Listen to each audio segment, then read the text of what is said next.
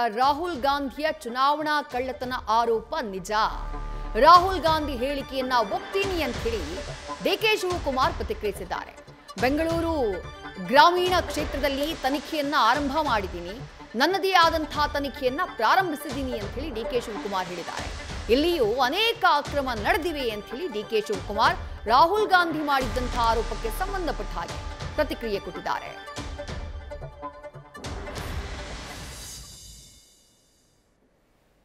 Sir, on Rahul Gandhi's statement saying that the election was stolen, votes were theft, and you have proof in Karnataka. I also agree with Rahul Gandhi. Even I also have a very thorough this one.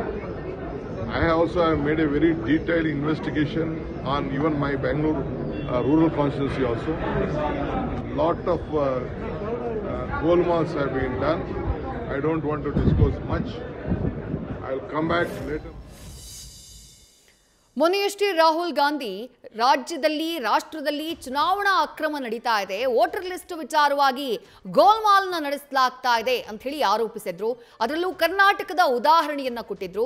ಕರ್ನಾಟಕದಲ್ಲಿ ನಡೆದಂತಹ ಚುನಾವಣೆಯಲ್ಲಿ ಒಂದು ಕಾನ್ಸ್ಟಿಟ್ಯೂಯೆನ್ಸಿಯನ್ನ ನಾವು ಪರಿಶೀಲನೆ ಮಾಡಿದಾಗ, voter ಲಿಸ್ಟ್ನ ಪರಿಶೀಲನೆ ಮಾಡಿದಾಗ ಅದರಲ್ಲಿ ಅಕ್ರಮ ನಡೆದಿರೋದು ಬಹಳ ಸ್ಪಷ್ಟವಾಗಿ ನಮಗೆ ಕಾಣಿಸ್ತು. ಅದನ್ನ ಬ್ಲಾಕ್ ಅಂಡ್ ವೈಟ್ ನಲ್ಲಿ ಮುಂದಿಡುವುದಕ್ಕೆ ನಾನು ಸಿದ್ಧವಾಗಿದ್ದೀನಿ ಅಂತ ಹೇಳಿ ಕರ್ನಾಟಕದ ಉದಾಹರಣೆಯನ್ನ ಕೊಟ್ಟು ಆರೋಪವನ್ನ ಮಾಡಿದ್ರು ಕಾಂಗ್ರೆಸ್ ಮುಖಂಡ ರಾಹುಲ್ ಗಾಂಧಿ.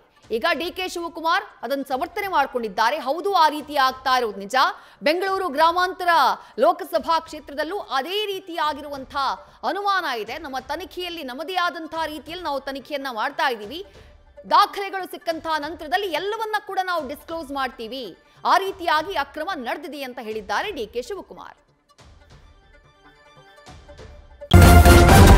ನ್ಯೂಸ್ ಫಸ್ಟ್ ನಿರ್ಭೀತಿಯಿಂದ ನಿಮ್ಮ ಪರವಾಗಿ.